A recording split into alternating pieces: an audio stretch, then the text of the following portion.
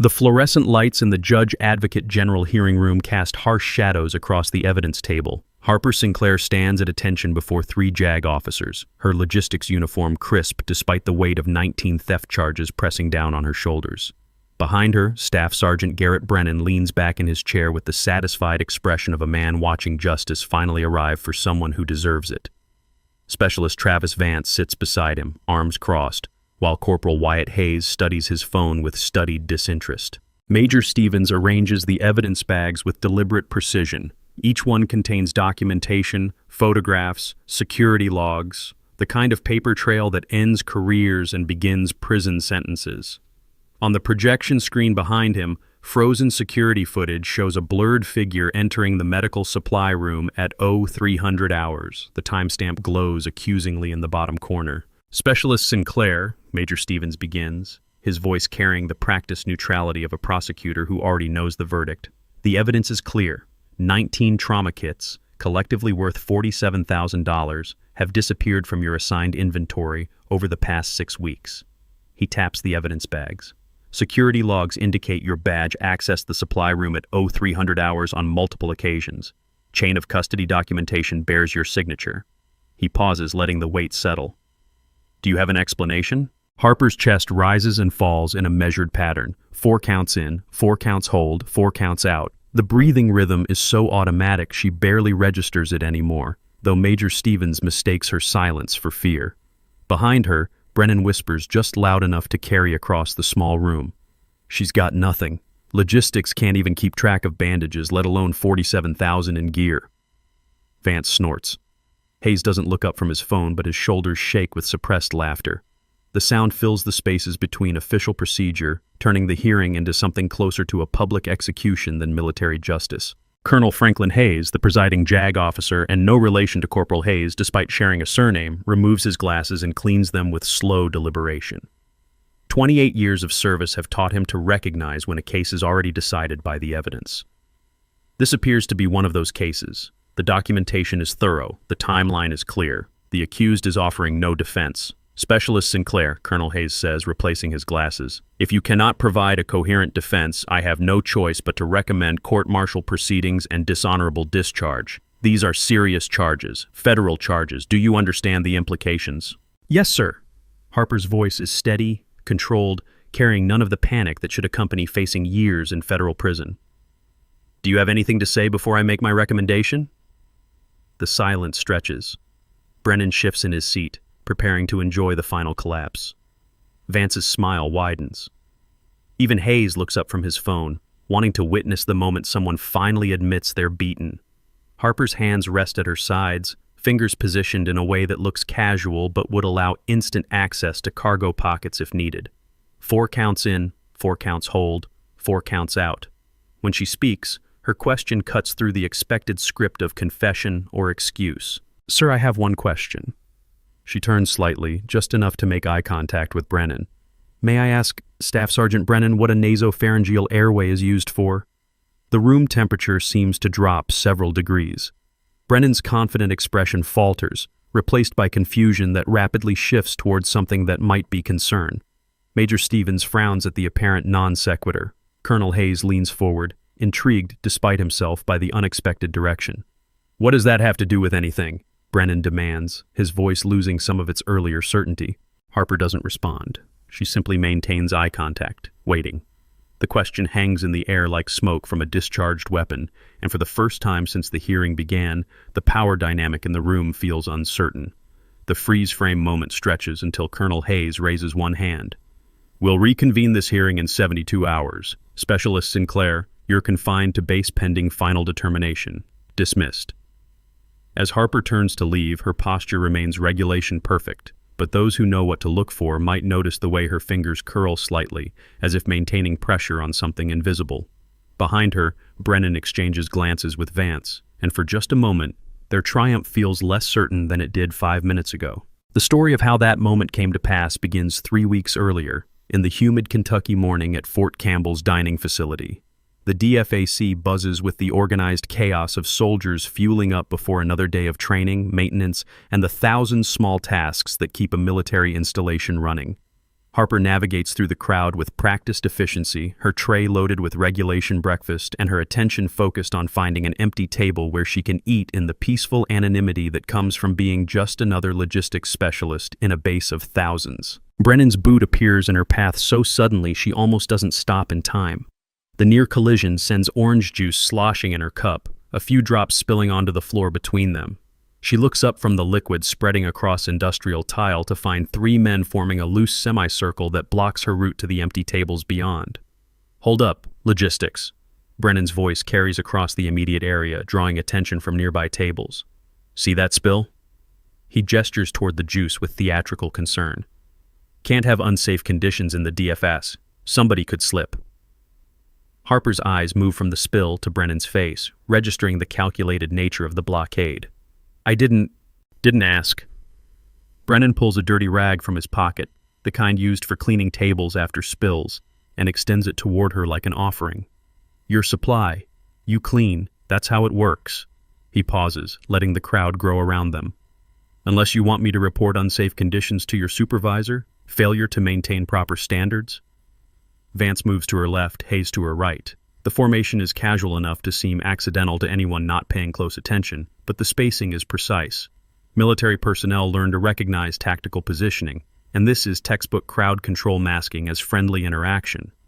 50 soldiers are now watching what appears to be a simple conversation but feels like something else entirely. "On your knees, supply princess," Brennan continues, his voice pitched to Carrie. "Show us how logistics serves real soldiers." The proper response, according to regulation and common sense, would be to refuse. To point out that she didn't cause the spill, that this is clear harassment, that Staff Sergeant Brennan is abusing his rank to humiliate a junior enlisted soldier. Harper's mouth opens, and for half a heartbeat the refusal is right there, ready to be deployed with all the righteous authority of someone being wronged in public. Instead, she takes the rag, kneels, begins wiping up the spilled juice while laughter ripples through the gathered crowd like wind through prairie grass. What the crowd doesn't notice, because they're focused on the entertainment of watching someone be put in their place, is the way Harper holds the rag. Her grip mirrors the pressure application technique used for dressing wounds, 3 fingers applying controlled force while the thumb and pinky maintain stability. The motion of wiping follows the exact pattern taught for cleaning blood from treatment areas under field conditions. It's so automatic that she doesn't realize she's doing it until she's halfway through the cleanup and catches herself. Master Sergeant Luis Ortiz, sitting at a corner table with his back to the wall and a clear view of the room, watches the interaction with the attention of someone who spent 22 years in Medical Augmentation Support Force learning to spot details others miss. His coffee goes cold in his cup as he observes the young woman on her knees performing janitorial work with movements that speak of training far beyond basic instruction. Harper's breathing maintains its steady rhythm despite the humiliation. 4 counts in through her nose. 4 counts hold. 4 counts out through her mouth. The pattern is taught in multiple military disciplines, but the precision with which she maintains it while being laughed at suggests conditioning under genuine stress rather than classroom theory. When she stands, the rag properly disposed of and the floor clean, her posture shifts for exactly 1 second into a stance that Ortiz recognizes from casualty carry training. Weight balanced, knees slightly bent, core engaged. Then it's gone, replaced by the neutral military bearing expected of someone in logistics who just learned a public lesson about knowing her place. "Better," Brennan announces to the crowd. "Maybe logistics can learn after all." Harper moves past them without responding, finding a table at the far side of the DFSC where she can eat in the silence that follows shame. But Private First Class Jackson Cole, a young soldier 3 tables over who watched the entire interaction, leans toward his companion with a frown that speaks of moral discomfort. "That's messed up, Sergeant," he says quietly to the NCO at his table, not quite loud enough to be insubordination, but loud enough to be heard. Brennan's attention swivels toward the comment like a predator identifying movement. "You defending her, Cole? She's right there if you think she needs a white knight." Jackson's face flushes, but he doesn't back down entirely. "Just saying it wasn't her spill is all. She can speak for herself." Brennan looks back toward Harper's table, raising his voice. "Can't you? Logistics?" The DFAC has gone quieter now. the entertainment shifting from watching someone be humiliated to seeing if she'll escalate the situation into something that requires official intervention. Harper sets down her fork with careful precision, meets Brennan's eyes across 20 feet of cafeteria space, and delivers her response with the kind of quiet certainty that comes from somewhere deeper than this moment. Some debts are paid in silence, not explanations. The statement makes no immediate sense to most of the listeners. It sounds like the kind of cryptic philosophy that someone trying to sound tough might offer.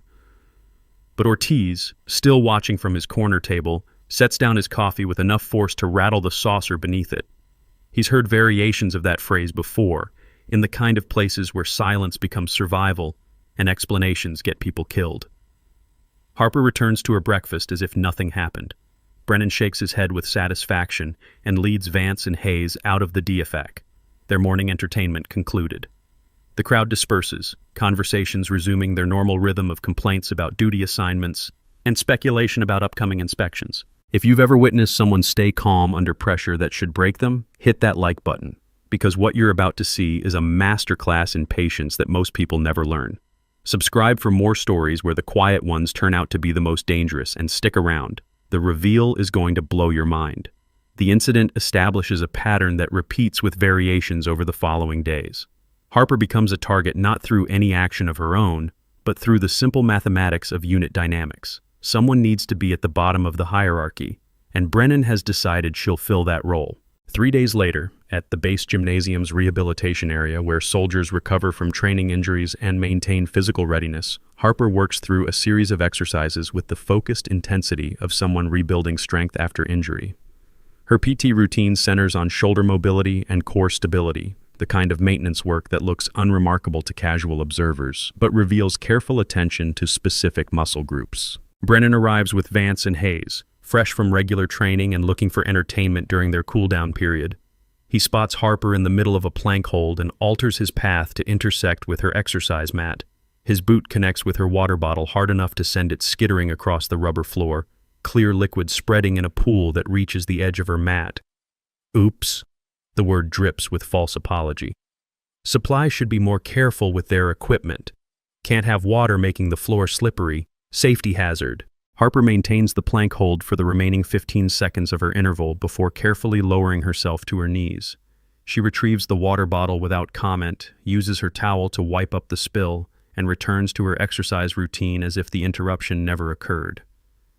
The lack of reaction seems to disappoint Brennan, who exchanges glances with Hayes. Hayes pulls out his phone, angles it to capture Harper attempting push-ups with modified form to accommodate her shoulder rehabilitation. The video will make it look like incompetence rather than injury recovery. He adds a caption before posting to the unit group chat. Logistics Barbie can't even do push-ups right, followed by a crying, laughing emoji. Within minutes, 47 soldiers view the post. 23 react with laugh emojis. 7 comment with variations of mockery about physical standards. What none of them notice, because the camera angle and Hayes' commentary direct attention toward apparent weakness, is the precise control Harper maintains throughout each repetition. Her core stability during the modified push-ups exceeds standard requirements by a significant margin. Her breathing remains disciplined, and during the brief plank hold captured at the end of the video, her body positioning mirrors the stabilization techniques used for maintaining life-saving interventions under combat conditions. Ortiz, seeing the video in the group chat, studies it 3 times with growing certainty that something doesn't align with the presented narrative. He saves the video to his phone for later analysis, though he's not yet sure what he's looking for. The harassment continues to escalate through measured increments that stay just below the threshold requiring official intervention. During a routine supply room inspection 5 days after the DFAC incident, Vance exercises his authority as a specialist with seniority over Harper's recently joined status. He examines her inventory with exaggerated thoroughness, pulling items from their organized positions and questioning her competence in managing medical supplies. "These trauma kits look wrong," he announces, holding up a standard-issue combat application tourniquet. "You even know what this is for? What it's called?" Harper's response comes too quickly, too precisely, before she catches herself. "Standard CAT, Generation 7, applied at the inguinal crease for femoral hemorrhage control, or high on extremities for distal vessel compromise. Windlass system requires 4 full turns for proper..." She stops mid-sentence, recognizing the trap she's walked into. Logistics specialists receive basic familiarization with medical supplies for inventory purposes, but the level of detail she just provided suggests hands-on training that her official record doesn't reflect. Vance's eyes narrow with calculation rather than mockery. Listen to Wikipedia over here. Where'd you learn all that, YouTube? He sets the tourniquet down, but his attention has shifted from casual harassment to genuine curiosity about why a logistics specialist knows proper medical terminology and application techniques. Training materials, Harper offers, her voice carefully neutral now. The supply manuals include usage guidelines. Supply manuals tell you about inguinal creases, Vance challenges, but he doesn't push further. Instead, he files the interaction away as interesting rather than immediately actionable. Later, reviewing the supply room inventory, he'll notice that Harper's organization system groups items by medical priority rather than alphabetical order or stock number, another small indicator of training that doesn't match her supposed background. The pattern repeats across contexts. In the motor pool, Harper demonstrates familiarity with vehicle-mounted medical kits that goes beyond inventory management. During a weapons cleaning session, her hands automatically position in ways that suggest muscle memory from field medicine rather than supply chain logistics. Each incident is small enough to dismiss individually, but Ortiz begins noticing the accumulation. 2 weeks after the initial DFIC incident, Ortiz approaches Harper at the gymnasium during a quiet afternoon when few soldiers are present. She's wrapping her knees after completing her rehabilitation routine, her movements methodical and practiced. He waits until she's finished before speaking, giving her the respect of not interrupting a post-exercise recovery ritual. "You hold your water bottle like an intravenous bag," he observes without preamble. "You sleep with your boots at 45-degree angles to your bunk, laces tucked. Your locker smells like betadine, not gun oil." Harper looks up from adjusting her knee wraps, her expression carefully controlled. "I'm just thorough, Master Sergeant." Ortiz pulls a chair from the nearby equipment area and sits, his posture relaxed but his attention sharp. "I did 22 years in MASF, Medical Augmentation Support Force. I know thorough, I also know hiding." He pauses, watching her micro-expressions. "Your neck, you keep your hair down, always. Even in 100-degree heat during outdoor formation, when every other female soldier has her hair up in regulation. Your bun style keeps everything covered from your jawline to your collar." Harper's hand moves unconsciously toward her neck, fingers touching the edge of her hair where it covers the skin behind her ear and down to her collar. The gesture is protective, automatic, revealing more than words could about the significance of whatever she's concealing. "Regulation allows," she begins. "It does," Ortiz interrupts gently. "Question is why you never let it up. Not once, not even when you're alone in the gym, not even when the air conditioning breaks and the temperature hits 90 inside the barracks." His voice carries no accusation, just the patient observation of someone who recognizes a pattern. "Some scars are private, I understand that. Some are more than scars." The breathing pattern begins again. 4 counts in, 4 counts hold, 4 counts out. Harper meets Ortiz's eyes with the kind of assessment that suggests she's calculating threat levels and response options with trained precision. "Some scars are private, Master Sergeant," she confirms, keeping her voice level. "Permission to return to duty?" Ortiz nods, standing and replacing the chair. "Granted, but Harper..." He uses her first name deliberately, a signal of respect rather than familiarity. "When you're ready to stop hiding, people like me will be ready to listen, and will stand with you, whatever it is you're carrying." He walks away before she can respond, leaving her alone with the weight of being partially seen by someone who understands what they're looking at, even if they don't yet have all the pieces. The next day, Captain Raymond Reeves from the medical unit posts an announcement on the training board that draws immediate attention from soldiers looking to expand their qualifications. 2 slots have opened in the medical cross-training program, a competitive opportunity that provides advanced first aid certification and potential pathways toward becoming combat medics. Applications are due by end of business Friday, 3 days away. Harper submits her application during the lunch hour, filling out the required forms in the small office adjacent to the supply room where she works. Her handwriting is precise, her answers carefully worded to emphasize her logistics experience managing medical supplies without claiming medical training her official record doesn't reflect. The application is professional, complete, exactly what would be expected from someone seeking legitimate career development. Brennan intercepts her on the way to submit the application to Captain Reeves's office. He's been watching for this, waiting for Harper to reach above what he considers her station. His hand shoots out and snatches the application from her grasp before she can prevent it. "What's this?" He scans the form with exaggerated interest, his voice carrying to the dozen soldiers in the nearby hallway. Medical cross-training. You think supply clerks get to play doctor? That program is open to all qualified soldiers, Harper responds, reaching for the application. I meet the requirements. Brennan holds it higher, reading aloud in a mocking tone. Special interest in emergency medicine, experience managing medical supplies, desire to serve in advanced medical roles.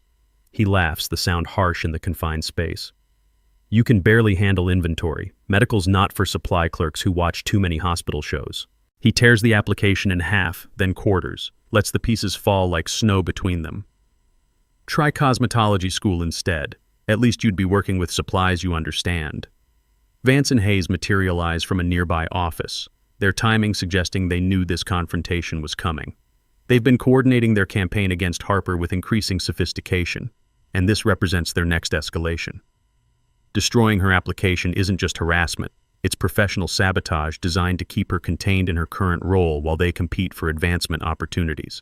Harper watches the torn pieces of her application settle on the floor. Her hands remain at her sides, fingers curled slightly inward in a position that Ortiz would recognize as the ready stance for delivering rapid intervention. But she doesn't reach for Brennan, doesn't raise her voice, doesn't give him the reaction he's clearly seeking. I can submit another application, she says quietly. I have until Friday. Submit 50, Brennan counters. Won't change the fact that you're not qualified. Medical requires precision, competence, things you consistently fail to demonstrate. He steps closer, using his height advantage to loom over her. Stay in your lane, logistics. It's safer for everyone. The hallway crowd disperses as the entertainment concludes, leaving Harper alone with the torn application and the clear message that advancing beyond her current station will face organized resistance. She gathers the pieces carefully, deposits them in a nearby trash receptacle, and returns to her workstation where blank application forms are stored. What none of them know, what the security cameras don't show, is that Harper submits her second application directly to Captain Reeves after duty hours. She hand-delivers it to his office with a brief note requesting confidential review due to workplace harassment. Reeves, a professional who takes cross-training programs seriously, accepts the application and adds a memo to his file about the reported harassment. The machinery of official response begins turning, though slowly enough that immediate consequences won't materialize. Behind the scenes, Vance implements the next phase of his plan with the methodical precision that makes him dangerous. He's noticed patterns in Harper's behavior, the way she organizes supplies, the knowledge she demonstrates about medical equipment. His initial motivation was simple harassment, but now he's identified an opportunity. Medical supply theft has become a lucrative black market throughout various military installations. Trauma kits, in particular, command high prices because they contain specialized equipment difficult to obtain through civilian channels. Vance has been running a small operation for 3 months, using his access to submit false inventory reports and redirect supplies to a civilian contact who sells them overseas.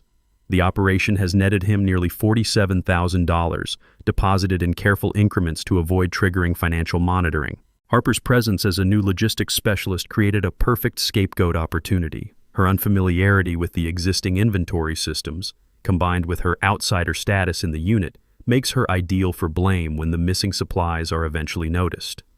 Vance has been preparing the ground for weeks, creating documentation that will point investigators toward Harper while concealing his own involvement. At 0300 hours on a Tuesday morning, Vance uses Harper's cloned security badge to access the supply room. He's careful about camera angles, keeping his face obscured while his body shape and clothing could reasonably match Harper's profile in low-resolution security footage. The badge clone was simple to create, a quick RFID scan while standing near her in the DFAC. Data transferred to a blank card, easy enough that dozens of soldiers with basic technical knowledge could accomplish it. He loads 19 trauma kits into a military-style duffel bag, each kit worth approximately $2,500 in specialized medical equipment. The inventory system logs the badge access, timestamps it, creates the digital paper trail that will later be used as evidence. Vance takes his time, methodical and confident that he's covered his tracks by pointing them towards someone else. The theft isn't discovered immediately. Harper continues her daily duties, unaware that her professional destruction has been set in motion with bureaucratic precision. She works, she endures Brennan's harassment, she maintains her rehabilitation exercises, and she keeps her hair down, covering the vertical line of ink that runs from behind her ear down her neck, hidden beneath the collar of every uniform she wears. The preliminary JAG hearing happens 3 weeks after the initial DFAC incident, following an investigation that uncovers the missing trauma kits, traces them to security logs, and builds a case that appears solid until examined by someone asking the right questions. Harper receives notice of the charges on a Monday morning. By Monday afternoon, she's standing before Colonel Hayes explaining why she shouldn't face court-martial for theft of government property and sale of controlled medical supplies to unauthorized purchasers. Major Stevens presents evidence with prosecutorial efficiency, photographs of the empty supply shelves where trauma kits should be stored, security logs showing Harper's badge accessing the supply room at 0300 hours on 6 separate occasions over 3 weeks, inventory reports with her signature acknowledging receipt of supplies that are no longer present, financial transaction investigations pending but expected to reveal suspicious deposits. Brennan testifies with practiced sincerity about Harper's repeated failures to maintain proper inventory control. Specialist Sinclair lacks attention to detail, sir. Medical supplies require precision she hasn't demonstrated. I've corrected her work multiple times, warned her about proper protocols. Vance corroborates the testimony, adding his own observations about Harper's apparent incompetence with medical equipment. I specifically instructed her on proper handling of trauma kits, sir. She seemed confused by basic concepts. I documented my concerns with Captain Reeves. The case builds like a wall around her, each piece of evidence another brick in the structure of apparent guilt. Harper listens without visible reaction, her breathing steady, her posture regulation perfect. When given opportunities to defend herself, she declines with variations of, I respectfully decline to answer at this time, sir. The silence is interpreted as admission. The calm is mistaken for resignation. Even Colonel Hayes, who has presided over hundreds of cases and developed instincts for truth, finds himself convinced by the weight of documentation that appears to tell a clear story of theft motivated by financial pressure and opportunity. Outside the JAG building after the preliminary hearing, Brennan delivers his victory speech for an audience of Vance and Hayes and the handful of soldiers who've gathered to watch the proceedings. His voice carries the satisfaction of someone who believes justice is being served. Should have stuck to what you're good at, logistics. Oh wait, you're not even good at that. He laughs, and Vance joins in while Hayes records the moment on his phone for later posting to the unit group chat. 48 hours till final hearing. Start packing. Federal prison doesn't have openings for supply clerks, but I hear they need janitors. Harper walks past them without responding. Her hands curl into fists briefly, then release, fingers positioning in that subtle pattern Ortiz noticed weeks ago, the one that suggests muscle memory from performing interventions under pressure. The gesture happens automatically, a stress response that she controls after half a second, returning her hands to neutral carry position. She has 48 hours. 48 hours before the final hearing where Colonel Hayes will recommend court-martial proceedings based on evidence that appears conclusive. 48 hours before dishonorable discharge ends her military career and begins a federal prosecution that could result in years of imprisonment. 48 hours before everything she's been working toward collapses under the weight of a frame-up she hasn't yet figured out how to expose. That night, alone in her barracks room, Harper sits on her bunk and performs maintenance on equipment that doesn't appear anywhere in her official logistics inventory.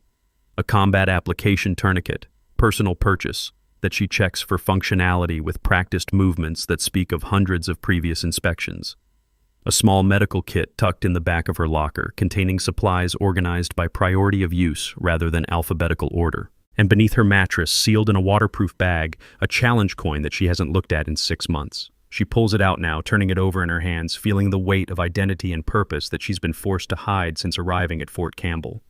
The coin bears an emblem that would be recognizable to anyone who served in certain specialized units, an emblem that shouldn't be in the possession of a logistics specialist with 18 months of service. Her fingers trace the engraved letters, MASF-3, Medical Augmentation Support Force, Team 3. Below that, coordinates that mark a place in Takhar Province, Afghanistan. Below that, a date from 2 years ago. And at the bottom, stamped in letters so small they're nearly invisible, a phrase that has become her operating philosophy, not on my watch, 4 counts in, 4 counts hold, 4 counts out. Harper returns the coin to its hiding place and begins the careful mental preparation for what needs to happen in the next 48 hours. She's been patient, she's been silent, She's endured harassment and framing and systematic destruction of her professional reputation. But patience has limits. Silence has purpose. And sometimes the only way to expose those who operate in darkness is to let them believe they've won until the moment they discover they've actually revealed themselves completely. Wednesday morning will bring the next phase of her mission, the part where investigation transforms from passive observation to active conclusion. The part where people who thought they were hunters discover they were actually being studied by someone who learned predatory patience in places where mistakes got people killed. The clock on her wall marks time passing, 48 hours becoming 47, becoming 46. Outside her window, Fort Campbell continues its rhythms of training and duty and the 1,000 tasks that keep a military installation functioning. Inside her room, Harper prepares for an outcome that no one except her expects, maintaining the discipline that has kept her alive through situations far more dangerous than a rigged JAG hearing and 3 soldiers who mistook her silence for weakness. The story, as Brennan and Vance and Hayes understand it, is reaching its conclusion with Harper's disgrace and their vindication. But they've made the fundamental error of believing their own narrative while ignoring small details that don't fit. The grip on a rag, the breathing pattern under stress, the medical terminology that appears without thought, the neck that's never exposed, the way someone moves through space when their training runs deeper than their uniform suggests. 48 hours until the final hearing. 48 hours until truth stops hiding behind strategic patience. 48 hours until everyone discovers what happens when you corner someone who never needed rescuing in the first place, who was simply waiting for the right moment to demonstrate exactly who they are when demonstration becomes necessary. The night deepens. Harper's breathing maintains its steady rhythm. And somewhere in the administrative offices of Fort Campbell, security footage sits waiting for someone to ask the right questions about what it actually shows versus what people assume it reveals. Wednesday is coming. The obstacle course incident that will change everything is less than 12 hours away. And the tattoo running from behind Harper's ear down her neck, the one she's kept covered for 3 months, is about to become visible at exactly the moment when visibility serves a purpose greater than her personal comfort. Some battles are won through confrontation, others through patience that outlasts opposition until circumstances create their own resolution. Harper learned the difference in places where choosing wrong meant casualties. She's chosen patience. Wednesday morning will prove whether that choice was wisdom or mistake. Wednesday afternoon arrives with the kind of oppressive humidity that makes every movement feel like swimming through invisible resistance. The obstacle course at Fort Campbell sits under cloudless sky, the sun turning metal obstacles into surfaces too hot to touch comfortably. 50 soldiers from various units gather for mandatory physical training, the kind of cross-unit exercise designed to maintain readiness and break the monotony of specialized training routines. Harper arrives in standard PT uniform, her hair pulled into its customary bun that covers everything from her jawline to below her collar. She's running on 36 hours without real sleep, but the exhaustion doesn't show in her movements as she completes warm-up exercises with the same measured precision she brings to everything else. Brennan watches from his position near the course entrance, pleased that Harper showed up despite facing final JAG proceedings in less than 48 hours. Her presence provides one last opportunity for public humiliation before she disappears into military prison. The obstacle course itself presents challenges ranging from rope climbs to wall scaling to crawling sections designed to test endurance under physical duress. Soldiers rotate through stations in groups of 5, with NCOs positioned at intervals to observe technique and ensure safety protocols. It's routine training, the kind performed thousands of times across military installations without incident. But maintenance schedules are human creations, subject to human error, and the rope station hasn't received its weekly inspection due to administrative oversight. Corporal Davis, a transportation specialist with decent upper body strength and reasonable confidence in his climbing ability, approaches the rope station at approximately 2:15 p.m. The rope hangs 30 feet from a support beam, thick and textured for grip, looking exactly as it has for the past 6 months of training cycles. Davis wraps his hands around it, tests the tension, and begins his ascent with smooth hand-over-hand technique that carries him upward at steady pace. He reaches 20 feet when the rope separates, not dramatically, not with the sudden snap that would provide warning, but with the gradual unraveling of fibers that have been degrading slowly under sun exposure and repeated stress. One moment Davis is climbing confidently, the next he's falling through air that suddenly offers no support, his hands clutching rope that continues separating above him. The landing is catastrophic. Davis hits the ground at an angle that directs force through his lower left leg, and the tibia breaks with an audible crack that carries across the training area. Worse, the femoral artery in his upper thigh tears against bone fragments, and blood begins pulsing out in rhythmic spurts that immediately soak through his PT shorts and pool on the dirt beneath him. The soldiers nearest the incident freeze in that horrible moment between recognition and action, when the brain processes emergency but the body hasn't yet received instructions for response. Someone screams for a medic. Someone else fumbles for their phone to call emergency services.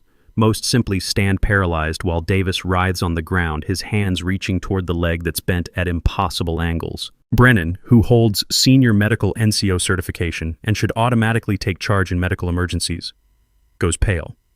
His certifications are current on paper, renewed through classroom testing, but his last practical application of emergency trauma care was 7 years ago in a controlled environment with instructors providing guidance.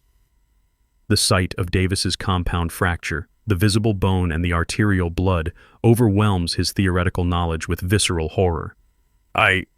Brennan's voice comes out strangled. We need to wait for ambulances. His hands shake as he pulls out his phone, unable to remember if emergency services is reached by calling 911 or going through base operator. Vance stands beside him, equally frozen. EMTs are 12 minutes out, man is bleeding. He doesn't finish the sentence because Davis's blood loss is accelerating, the pool spreading wider, and 12 minutes suddenly seems like an impossible eternity. Hayes tries to help, driven by panic rather than training. He kneels beside Davis and applies pressure to the leg, but his hand placement is wrong, pressing on venous bleeding while missing the arterial source. Davis tries to sit up, instinct screaming at him to assess his injury, but movement without proper cervical spine stabilization could paralyze him if he sustained neck trauma during the fall. I can't. Hayes's voice breaks as his hands become covered in Davis's blood without slowing the hemorrhage. The crowd thickens. 40 soldiers now, then 50, forming that useless semicircle of witnesses who will later describe the emergency in detail but can't provide intervention in the moment. Phones appear, some calling for help, others recording because documentation has become reflexive in modern military culture. Harper pushes through the crowd without announcement or permission. Her movement is economical, purposeful, carrying the kind of authority that makes soldiers step aside automatically, even though her rank doesn't command that response. She reaches Davis in 3 seconds, her assessment beginning before she's fully kneeling. Move. The single word cuts through the chaos, directed at Hayes, who scrambles backward and leaves space for someone who clearly knows what she's doing. Harper's left hand immediately stabilizes Davis's cervical spine, positioned with precision that suggests thousands of hours of practice.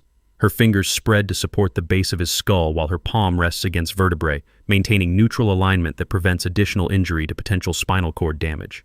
You, she points at Jackson, who's standing frozen 3 feet away. Pressure here. Her right hand indicates the exact location of femoral artery pressure point, high in the inguinal crease where application will control hemorrhage above the injury site. 2 hands, full weight, don't let up. Jackson drops to his knees and follows instructions, his hands positioning where Harper indicated. The blood flow slows but doesn't stop completely. Arterial pressure requires more than manual compression to fully control. Harper's right hand moves to her cargo pocket and extracts a combat application tourniquet, the same CAT Generation 7 device that Vance mocked her about weeks ago. She carries it always, a habit from places where preparedness meant survival. The tourniquet deploys in 2 seconds, wrapping high around Davis's thigh, positioned at the inguinal crease with exactness that matches tactical combat casualty care protocol. Windlass, 4 full turns, lock it. Harper's voice remains steady, controlled, as she rotates the tourniquet's tightening mechanism. Securing the windlass clip, locked. She checks distal pulse, fingers on Davis's ankle, confirming that blood flow has stopped below the tourniquet. Bleeding controlled. Time is 14:07. Mark it. One hand maintains cervical spine stabilization while the other performs rapid assessment. She tears Davis's blood-soaked PT shorts to fully expose the compound fracture, her movements efficient despite the gore.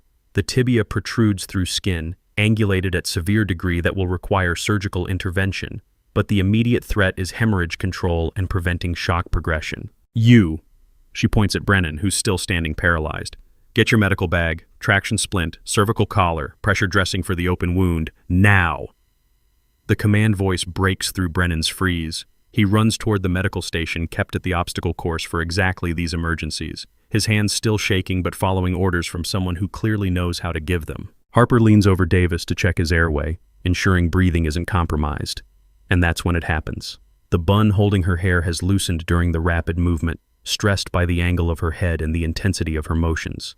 As she straightens to perform circulation check, the bun fails completely. Dark hair swings forward, then falls back across her neck when she turns her head to call for additional assistance. The tattoo becomes visible. A vertical line of black ink running from behind her left ear down the side of her neck, disappearing beneath her collar. But in the seconds before it vanishes again, the design is clear to anyone with proper viewing angle. A medical caduceus symbol positioned just behind her ear. Below that, letters spelling MASF3 in military stencil font.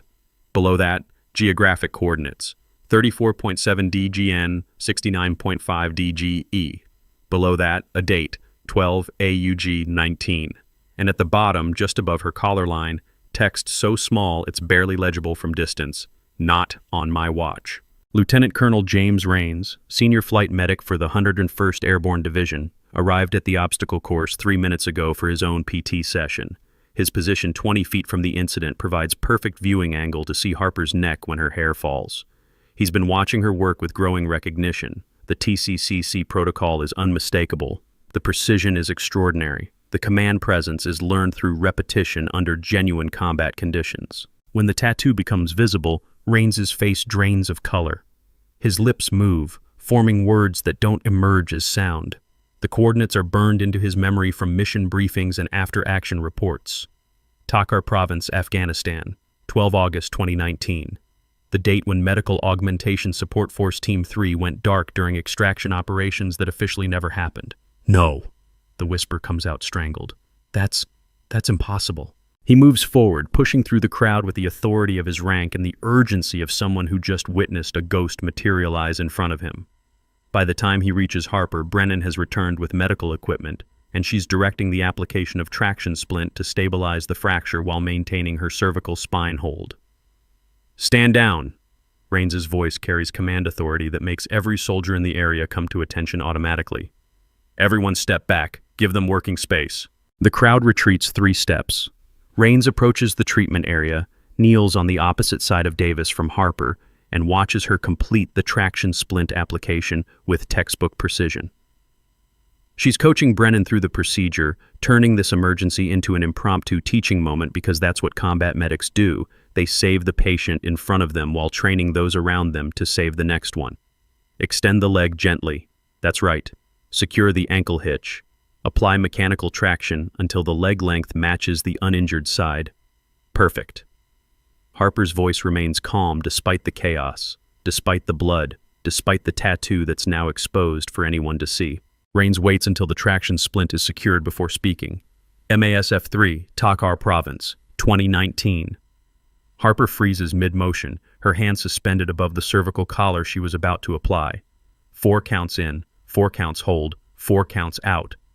When she looks at Rains, her eyes hold the kind of recognition that comes from shared experiences in places where silence becomes mandatory. "You held a tourniquet on Captain Morrison for 4 hours, Rains continues, his voice dropping to conversational level that still carries to the listening crowd. "Under fire, while your team died around you, you sang to him, Ring of Fire by Johnny Cash. You told him about your sister's wedding. You kept him conscious until extraction arrived because you knew if he fell asleep he wouldn't wake up." The silence around the obstacle course has become absolute. 60 soldiers now, all watching, all hearing, all trying to process information that doesn't align with everything they thought they knew about the quiet logistics specialist who's been the target of their mockery for 3 weeks. Brennan's voice breaks the silence, confused and frightened. "What the hell is MASF?" Rains stands, helping Harper gently transfer cervical stabilization responsibility to another arriving medic so she can complete her assessment. His voice carries across the training area with the weight of absolute authority. Medical Augmentation Support Force, 18th Airborne Division, Special Operations Combat Medics. He looks directly at Harper. "The file said killed in action. They told us MASF-3 died with their team, all 6 of you. The mission was classified, the casualties were classified, everything was sealed. Harper's challenge coin falls from her cargo pocket as she shifts position, the small metallic disc landing face up in the dirt. Rains picks it up, recognition immediate. The emblem matches his own, though his team number is different. The serial number engraved on the edge reads M3447. The weight is distinctive, heavier than standard challenge coins because MASF coins contain additional elements that serve identification purposes beyond symbolic meaning. This is real. Rains turns the coin over in his fingers, verifying details only someone with proper clearance would know to check. This is... you're real.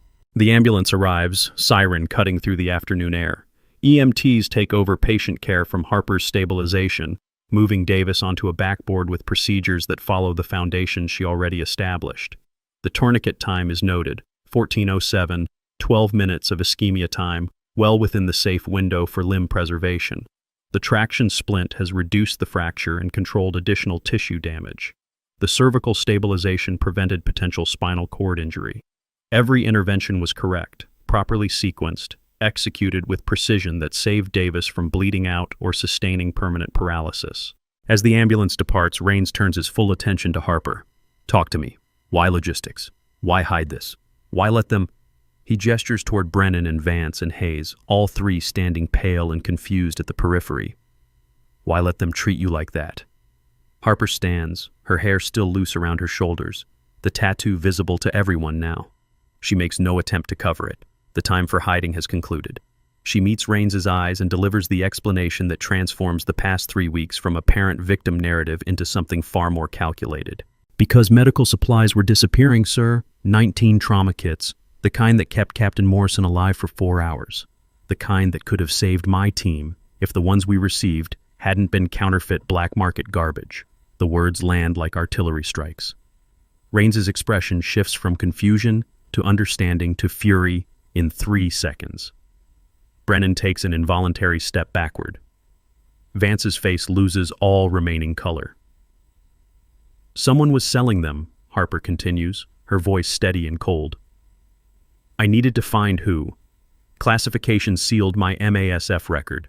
I requested logistics assignment here specifically because Fort Campbell had similar patterns. Supplies missing, documentation altered, the same markers we saw before Takar went wrong. She pulls her phone from her other cargo pocket, opens an audio recording application that shows 3 weeks of files, each labeled with dates and times and brief descriptions of content.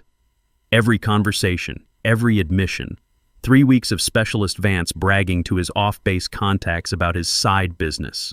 Staff Sergeant Brennan covering discrepancies to protect unit reputation. Corporal Hayes knowing and saying nothing because he wanted medical slots they were blocking. The phone screen glows accusingly in the afternoon sun. All recorded, all time-stamped, all backed up with Criminal Investigation Division, all legally obtained under the authority granted to me 8 weeks ago when Medical Command and CID recruited me for exactly this purpose. If you're feeling that justice is coming energy right now, hit that subscribe button because the consequences about to rain down on these three are going to be absolutely deserved. Drop a like if you believe in patience over confrontation, and stick around. The ending is going to restore your faith that the system can work when the right people are running the operation. The emergency meeting convenes 90 minutes later in the JAG building where Harper faced preliminary charges that morning. The conference room holds Colonel Franklin Hayes, Lieutenant Colonel Rains, Harper, Brennan, Vance, Corporal Hayes, and 3 agents from the Army Criminal Investigation Division who've been running surveillance on the medical supply theft ring for 2 months before Harper arrived to accelerate their timeline. Special Agent Miller, lead CID investigator, spreads evidence across the conference table with methodical precision. Security footage, the real footage, showing Vance entering the supply room at 0300 hours over 6 separate occasions. Financial records documenting $47,000 deposited in increments into Vance's account from an overseas buyer. Communication logs between Vance and his supplier contact in Kabul who intended to resell the stolen trauma kits to insurgent groups. And documentation of Brennan's involvement falsifying inventory reports to conceal missing supplies. Specialist Sinclair has been working with CID since her arrival at Fort Campbell 8 weeks ago, Agent Miller explains, his voice professionally neutral. Her logistics assignment was cover for an investigation into medical supply theft that matched patterns from Afghanistan, patterns that contributed to MASF-3 mission failure and casualties. Vance attempts denial, his voice rising with desperation. This is insane. She's a supply clerk. She doesn't have authority. She has full CID investigative authority, Colonel Hayes interrupts, referencing documents Miller provided before the meeting. Granted 8 weeks ago when Medical Command noticed the theft pattern matched Takhar Province losses, confirmed through channels I verified personally before convening this meeting. Brennan's attempted defense collapses before formation. The hearing, the evidence you presented, was real, Harper confirms. You did try to frame me. That's witness tampering and obstruction of justice. Federal charges that carry significant prison time when combined with your knowing participation in supply chain fraud. Corporal Hayes, the third member of the conspiracy, speaks for the first time since entering the room. I didn't know about the selling. I just wanted the medical slot. His voice breaks. I didn't think it would go this far. Raines's response carries no sympathy. You knew they were framing her. You participated in harassment. You helped falsify competency reports. Your motivation doesn't excuse your actions. The consequences arrive with military efficiency. Vance is arrested, placed in pre-trial confinement facing federal charges for theft of government property exceeding $50,000, conspiracy to provide material support to foreign insurgents, fraud against the United States, and obstruction of justice. The prosecution estimates 15 to 20 years in federal prison, and his military career ends with dishonorable discharge that will follow him permanently. Brennan faces court-martial charges for obstruction, witness tampering, falsifying official documents, and conduct unbecoming an NCO. His medical certifications are revoked pending investigation into whether he ever legitimately possessed the competency he claimed. His rank is reduced, his security clearance suspended, and his military career effectively terminated regardless of court-martial outcome. Corporal Hayes receives non-judicial punishment under Article 15, accepting reduction in rank to private, loss of 2 months' pay, and removal from all medical training programs. His record will carry the disciplinary action permanently, eliminating advancement opportunities and likely resulting in involuntary separation at his current contract conclusion. The investigative scope expands. CID raids Vance's off-base storage unit and recovers 14 of the 19 stolen trauma kits before they can be shipped overseas. Financial forensic analysis reveals 4 additional Fort Campbell soldiers with suspicious deposits from the same Kabul supplier, leading to their arrests.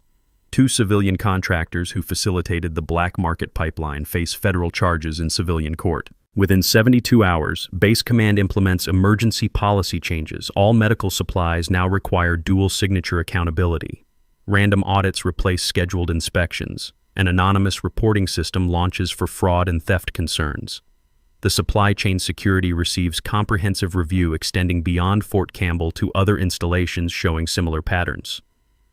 1 week after the obstacle course incident, Fort Campbell's parade ground hosts a formation of 200 soldiers gathered for what's officially described as an integrity recognition ceremony. The morning sun illuminates ranks standing at attention while Colonel Hayes addresses the assembly with formal language that carefully avoids classified details while acknowledging extraordinary service. Specialist Sinclair operated with exceptional professionalism and courage during an extended investigation that exposed serious crimes threatening operational readiness and soldier safety, Hayes announces, reading from prepared remarks that balance recognition with security requirements. Her dedication to duty and commitment to fellow soldiers exemplifies the highest standards of military service. Raines steps forward to present Harper with the combat medical badge she never received after Takhar Province because the mission officially never happened and casualties officially weren't acknowledged. The badge pins to her uniform above ribbons that now include recognition for investigative service and meritorious conduct. The formation applauds with genuine respect, the sound carrying across the parade ground where 3 weeks ago the same soldiers might have ignored or mocked her. Brennan and Vance stand in the formation under guard, required to witness the ceremony before their removal to confinement pending trial.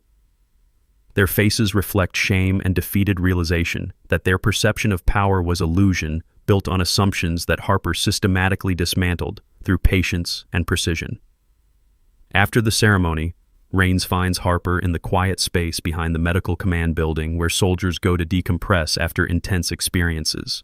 She's removed her uniform jacket, her hair pulled up again, but the tattoo's still visible because she's stopped hiding what no longer needs concealment. You could come back to medical, Raines says without preamble. Active duty or instructor. You're still qualified. Better than qualified. You're exactly what we need teaching the next generation of combat medics. Harper studies her hands. which tremble slightly now that adrenaline has faded and exhaustion catches up with 3 weeks of maintained cover under hostile conditions. I can hold a tourniquet, sir. I can teach others to hold one, but I can't go back to being the one who has to. The admission costs her something. Rains recognizes trauma acknowledgement when he hears it, the difference between capability and psychological capacity, between skill and willingness to employ that skill repeatedly in high-casualty environments. PTSD is legitimate, he responds. No shame in recognizing limits. I know, sir, that's why I'm choosing instructor. I can save more lives by training 100 medics than by being one medic who eventually breaks in the field. She meets his eyes. My team died because supplies failed. I can prevent that by teaching proper technique and exposing corruption. That's where I serve best now. The conversation ends with understanding rather than argument. Some warriors return to combat. Others find different battles that serve the same mission through alternative methods. Harper has chosen her path with the same deliberate calculation she applied to exposing the supply theft ring. Master Sergeant Ortiz approaches as Rains departs, his weathered face reflecting satisfaction at finally having confirmation for suspicions he held for weeks. I knew you were hiding something. Didn't know it was that. You kept watching, kept quiet. Why? Harper asks. Because sometimes the best warriors are the ones who've learned when not to fight, Ortiz replies. You picked your battle. You won it clean. That's wisdom most soldiers never develop. Private Jackson, newly accepted to the medical cross-training program that now has 2 open slots after Brennan and Corporal Hayes were removed, finds Harper later that afternoon. His young face reflects genuine remorse mixed with determination to do better. Ma'am, I should have stood up louder when they were harassing you. Harper shakes her head. You stood up when it mattered, at that obstacle course. You followed my commands without hesitation. That's what saves lives in emergencies. People who can set aside ego and follow expertise when seconds matter. Will you be my instructor when the program starts? Jackson asks. If you're ready to learn that medicine isn't about glory, it's about everyone going home. It's about the tourniquets that work and the supplies that don't fail and the training that becomes automatic when thinking stops being possible. Jackson nods, understanding settling into commitment. He'll be one of the good ones, Harper thinks. The ones who learn not just technique, but purpose, not just procedure, but responsibility. 3 days later, Harper walks across Fort Campbell in PT uniform with her hair pulled up, tattoo fully visible for the first time since arriving 8 weeks ago. Soldiers salute as she passes, not because regulation requires it for her rank, but because respect transcends formal military courtesy when someone has earned it through demonstrated capability under pressure. She stops at the medical supply room, now completely reorganized under CID supervision with new security measures and accountability procedures that make the kind of theft Vance accomplished effectively impossible. The logbook sits open on the counter, pages filled with dual signatures and timestamp verification. Harper signs the instructor authorization line in her new capacity. Harper Sinclair, Medical Training Instructor, Fort Campbell Combat Readiness Division. The title carries weight beyond rank. Instructors shape the next generation of soldiers, passing knowledge forward so the lessons learned through sacrifice aren't lost when individual warriors move on from active service. Harper will teach TCCC protocol to young medics who need to learn that supplies matter, that attention to detail saves lives, that the difference between someone bleeding out or surviving often comes down to equipment that works and training that holds under pressure. Her first class begins Monday morning. 20 soldiers who will learn tourniquet application, wound packing, airway management, all the skills that separate preventable death from survivable injury. She's prepared lesson plans that emphasize practical application over theoretical knowledge, hands-on repetition over classroom memorization, because combat medicine happens when thinking stops and training takes over. The small office assigned to her contains a desk, filing cabinet, and wall space where she can display teaching materials. She hangs her MASF challenge coin on the wall, encased in a shadow box with a simple placard. Not on my watch, MASF 3, Takar Province, 12 August 2019. Below it, she places a photograph of Captain Morrison, recovered and serving again after the 4-hour tourniquet hold saved his life. He sent the photo with a note. Because of you, I got to watch my daughter graduate high school. Because of you, someone else's family stayed whole. Keep teaching them. Keep passing it forward. The legacy extends beyond individual gratitude. Medical Command creates an annual award in Harper's name, the Sinclair Award for Integrity Under Fire, given to soldiers who demonstrate exceptional moral courage in difficult circumstances. The award comes with a replica of her MASF coin and a scholarship for advanced medical training. 3 soldiers receive it the first year. The number will grow as the story spreads and standards are established. That evening, Harper sits alone in her office after the first day of instructor orientation, reviewing student files for Monday's initial class. Her hands are steady now. The trembling is past. Outside the window, Fort Campbell continues its endless rhythm of training and preparation, soldiers becoming ready for missions they hope never come but prepare for anyway, because readiness is the price of security. She thinks about Takar Province, about teammates who didn't come home, about Captain Morrison singing off-key while she held pressure and told stories to keep him conscious, about the moment when counterfeit tourniquets failed and she had to become the equipment that didn't exist, her hands and her will and her refusal to accept that preventable death was acceptable outcome. She thinks about Brennan and Vance and Hayes, who saw weakness where strength existed, who mistook silence for inability, who believed their assumptions more readily than they questioned their perceptions. Their careers are finished, their futures diminished.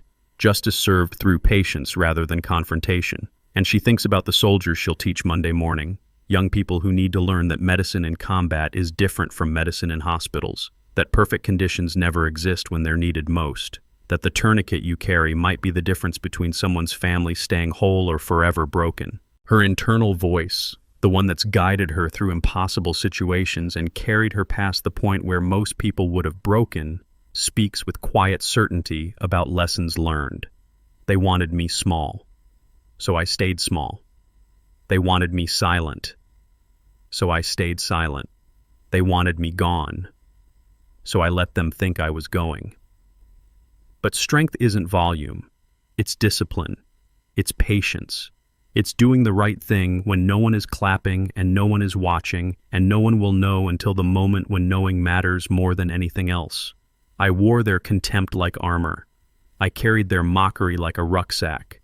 Because I knew that truth doesn't need defending. It just needs time and opportunity and the willingness to let it emerge when emergence serves purpose. My team died because someone valued profit over lives. I couldn't bring them back. But I could make absolutely certain no other medic opens a trauma kit under fire and finds garbage instead of gear. I could make certain the supply chains work, and the equipment functions, and the training prepares people for reality instead of theory. Justice isn't loud, it's patient. It's a tourniquet held for 4 hours. It's a mission completed even when they declare you dead. It's proving that the ones they underestimate are exactly the ones they should have respected. Monday morning arrives. Harper stands before 20 young soldiers in a classroom designed for practical medical training.